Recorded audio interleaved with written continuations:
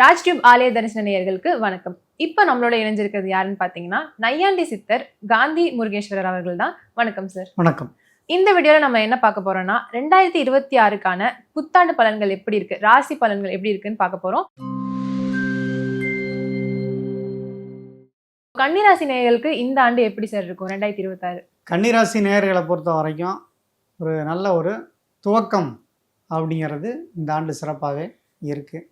10ல் குரு இருக்கிறது மாறி 11ஆம் இடத்துக்கு பயிற்சி ஆக போகிறாரு. அதுவும் குரு உச்சம் பெற்று இருக்கக்கூடிய அமைப்பு. அதுவும் குறிப்பாக 4-7ஆம் அதிபதி குரு அவர் உச்சம் பெறுறது, லாபஸ்தானத்தில் பெறுறது அதிகமான நன்மைகளை செய்ய போகுது. என்ன நன்மைகள் அப்படின்னு பார்த்தீங்கன்னா, 4ஆம் இடம்ங்கிறது வீடு வாகனம், அப்போ வீடு இடமாற்றம் பண்ணக்கூடிய அமைப்பு. அதுக்கடுத்து வீட்டை ரிப்பேர் பார்க்கலாம், புது வீடு வாங்கக்கூடிய யோகம், இதெல்லாம் கட்டாயம் ஏற்படுத்தும். ஏன் புது வீடு வாங்கக்கூடிய யோகம் அப்படின்னு சொல்கிறேன்னா, இப்போ நடக்கிறது கண்டச்சனி. கண்டச்சனி காலங்களில் சுப விரயம் பண்ணணும். இப்போ சுப விரயம் பண்ணணும் அப்படின்னா நீங்கள் கண்டிப்பாக ஒரு வீடு வாங்குறது, இடம் வாங்குறது, வாகனங்கள் மாற்றிக்கொள்வது, இதெல்லாம் பண்ணிக்கிட்டிங்கன்னா நல்லது. அதே நேரத்தில் 4ஆம் இடங்கிறது தாயார் ஸ்தானம். அப்போ தாயாருக்கு உடல்நிலை பாதிப்பு, தாயாருக்கு மருத்துவ செலவு, தாயாரை விட்டு பிரிஞ்சிருக்குது, இது மாதிரியான சூழ்நிலைகள் அமையும். அப்போ உயிர்காரகமான தாயார் நல்லா இருக்கணும்னா பொருள்காரகமான இந்த வீடு வாகனங்களில் பணத்தை முடக்கிறது நல்லது. அப்போ அந்த பணம் இங்கே பெரிய அளவில் முடங்கிடுச்சுன்னா கண்டிப்பாக அவங்களுக்கு ஆட்டோமேட்டிக்காக உயிருக்கு தப்பக்கூடிய அமைப்பு உண்டு. அதனால் தாயார் உடல்நிலை விஷயத்தில் கவனத்தோடு இருங்க. 7ஆம் இடம்ங்கிறது மனைவி, பார்ட்னரு. அப்போ மனைவி விஷயத்தில் கொஞ்சம் வாக்குவாதங்களை தவிர்க்கிறது நல்லது. இப்போ லாபத்தில் இருக்கனால கொஞ்சம் மனசாபங்கள் இருக்கும், அதெல்லாம் மாறி கொஞ்சம் நல்ல ஒரு சுபிட்சமாக இருக்கக்கூடிய அமைப்புங்கிறது உண்டு. பொதுவாக மனைவிகிட்ட பேசும் பொழுது நம்ம எல்லாத்துக்கும் சரி சரின்ட்டா பிரச்சனை வராது. எல்லாத்தையும் சரி சரின்னு சொல்லலாம், அவங்க கேட்குறதெல்லாம் என்னால் ஜமாளிக்க முடியலைங்க அப்படின்னு சொன்னால் ஜமாளிக்கக்கூடிய நேரம் இந்த குரு பலங்கிறது வரும்.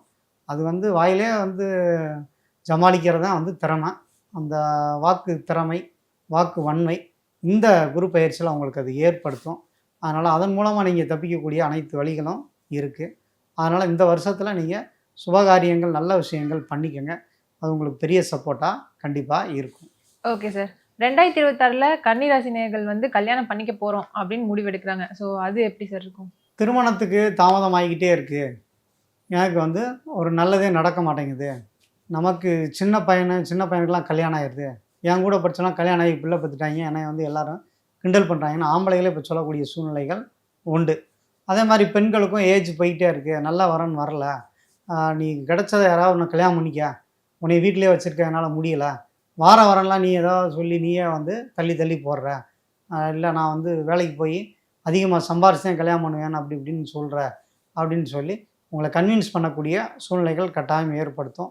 அதனால் நீங்கள் கொஞ்சம் அதுக்கு சப்போர்ட் பண்ண வேண்டிய கட்டாயங்கிறது வரும். நெருக்கடிகள் தாங்காத பட்சத்தில் சரி நான் கல்யாணத்தை பண்ணிக்கிறேன் அப்படின்னு சூழ்நிலைகள் வரும். ஏன்னா லாபஸ்தானத்தில் இப்போ குரு வாரது உங்களுக்கு சிறப்பான ஒரு அமைப்பு. கண்டிப்பாக திருமண யோகத்தை கொடுக்கக்கூடிய நேரம் தான். நீங்கள் திருமணம் பண்ணிக்கங்க, ஒன்றும் பாதிப்பெலாம் எதுவும் வராது. வெளிநாட்டு மாப்பிள்ளை இது மாதிரி விஷயங்கள் அமைஞ்சாலும் கல்யாணம் பண்ணிக்கோங்க. இந்த நேரம் ஒரு குரு பலம் கிடைக்கக்கூடிய ஒரு உகந்த நேரம். ஏன்னா இதை விட்டுட்டிங்கன்னா உங்களுக்கு கண்டச்சனி முடிஞ்சு அஷ்டமச்சனி முடியணும். இப்போ அடுத்தடுத்து நமக்கு போகும். இப்பயே கல்யாணம் பண்ணிக்கிட்டால் ஓரளவுக்கு உங்களுக்கு நல்ல நேரத்தில் பண்ணும் பொழுது எப்பயுமே ஒரு நல்ல மனநிலை வரும், ஒருத்தர் அண்டர்ஸ்டாண்டிங் வரும். அப்போ திருமணமான அந்த 6 மாதத்துக்குள்ளே சந்தோஷமாக இருக்காது, அவர் அண்டர்ஸ்டாண்டிங்காக இருக்காது, அவங்கள அந்த கஷ்ட நேரத்துலையும் வழி நடத்தும். அதனால் இப்போ குருபலம் இருக்கிற நேரத்தில் திருமணம் அவசியம் பண்ணிக்கங்க. கன்னிராசிக்காரங்களுக்கு நல்ல யோகமான ஒரு கணவர் கிடைக்கக்கூடிய வாய்ப்பு உண்டு. அதனால் கொஞ்சம் நல்ல முடிவெடுங்க, அது உங்களுக்கு கண்டிப்பாக சக்ஸஸ்ஃபுல்லாக இருக்கும். கல்யாண வாழ்க்கை நல்லபடியாக இருக்குன்னு சொல்லியிருக்கீங்க. அடுத்தபடியாக வேலை வாய்ப்பு, அதுக்கப்புறம் சொந்த தொழில் ஆரம்பிக்கிறது, இதை பற்றி என்ன சார் சொல்ல விரும்புறீங்க? கன்னிராசிக்காரங்களுக்கு ஒரு 2 வருஷமாகவே கொஞ்சம் சரியில்லாமையே போகுது. என்னடா அப்படின்னு பார்த்தா ஒரு வேலை செய்கிறோம், அதில் திருப்தி இல்லாமல் இருக்குது. இப்போ தான் சிலருக்கு வேலைகள் கிடச்சி, ஆனால் அந்த பணி சுமைங்கிறது அதிகமாக இருக்குது.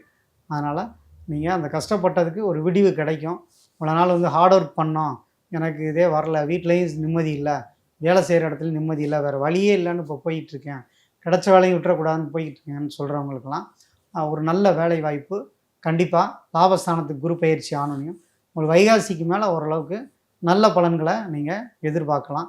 நான் அடுத்தடுத்து வரக்கூடிய கிரக பயிற்சிகளும் உங்களுக்கு சாதகமாக இருக்குது. அதனால் புதிய வேலை வாய்ப்புகள் கிடைக்கும், வேலையில் இருக்கவங்களுக்கு ப்ரொமோஷன் கிடைக்கும். வெளிநாட்டு வாழ்க்கை, வெளிநாட்டு யோகம் அப்படிங்கிறது கட்டாயம் கிடைக்க போகுது. அப்போ அடுத்தடுத்து சில நன்மைகள் நடக்கக்கூடிய ஒரு அற்புதமான நேரமாக தான் இருக்குது.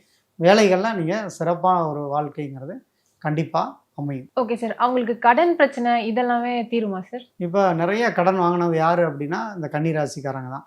ஏன்னா 7ஆம் இடத்துல சனி வந்தது வந்து அவங்களுக்கு ஏதோ ஒரு நெருக்கடியை கொடுக்கணும்னு இருக்கு.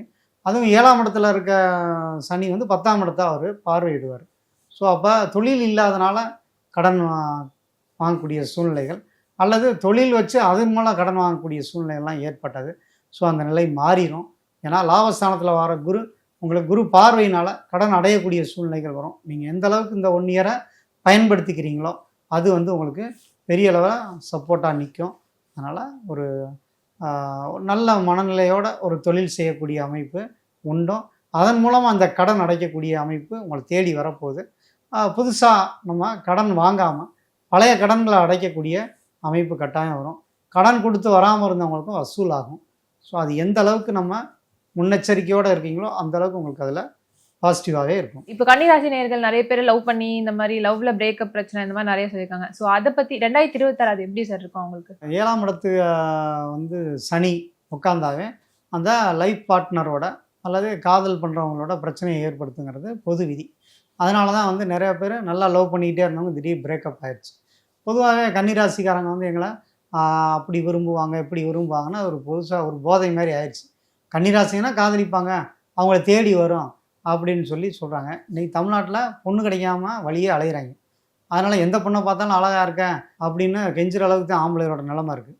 அதனால் வந்து கன்னிராசி பெண்களுக்கு நிறையா வந்து தானாக வரக்கூடிய அமைப்புங்கிறது உண்டு.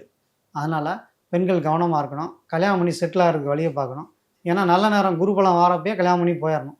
காதலிச்சதான் கல்யாணம் பண்ணுவேன் அப்படின்னு சொல்லி நம்ம வீம்பாக இருக்கிறது அல்லது வந்து பிடிக்காமல் நம்ம தள்ளி தள்ளி போகிறது அவ்வளோ சிறப்பானதாக இல்லை. அதே நேரத்தில் புதிய காதல் மலரும். ஏன்னா வந்து கண்டச்சனி வந்துருச்சு, கெட்ட நேரம் வந்தால் தான் லவ் வரும்.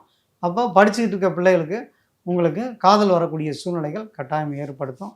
அதனால் காதல்னால பாதிப்புகள் வரும். ஏன்னா 11 லாபத்தில் இருக்க குரு வந்து அப்படியே வந்து இப்படி ஒரு உத்தமமான ஒரு காதலன் கிடச்சிட்டான் அல்லது உத்தமமான காதலி கிடச்சிருச்சு அப்படின்னு கொஞ்ச நாள் வந்து சிக்க வச்சு உங்களை வந்து நல்லாவே செஞ்சு விட்ருவார்.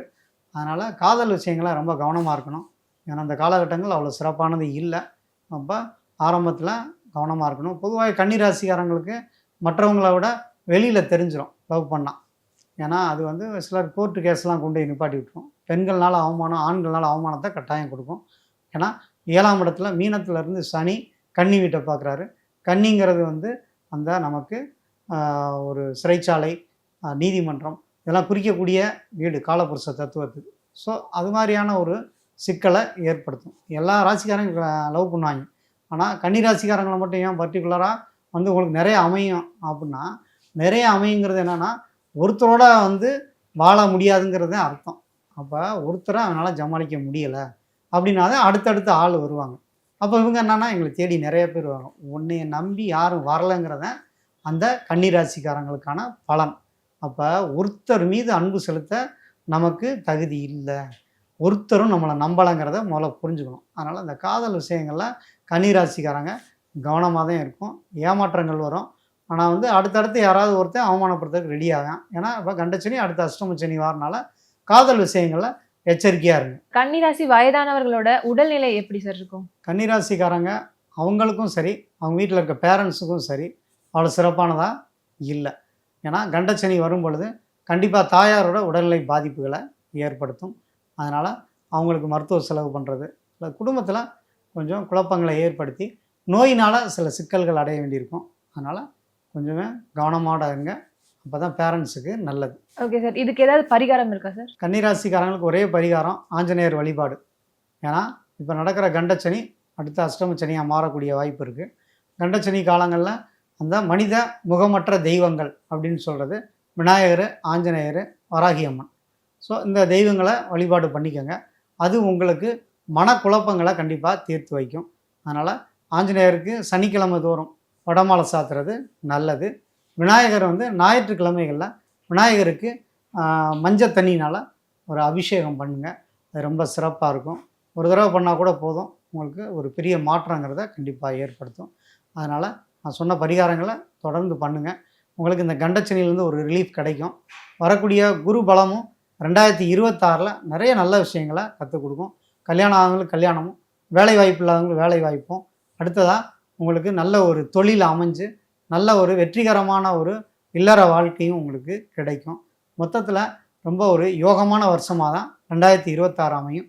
சில விஷயங்களை மட்டும் கவனத்தோடு இருந்தீங்கன்னா மிகப்பெரிய வெற்றி உங்களுக்கு கட்டாயம் கிடைக்கும். ஓகே சார், 2026 கன்னிராசி நேயர்களுக்கு நற்பயன்கள் எத்தனை சதவீதம் இருக்கு? ஒரு 80% வந்து உங்களுக்கு யோகம் தான்.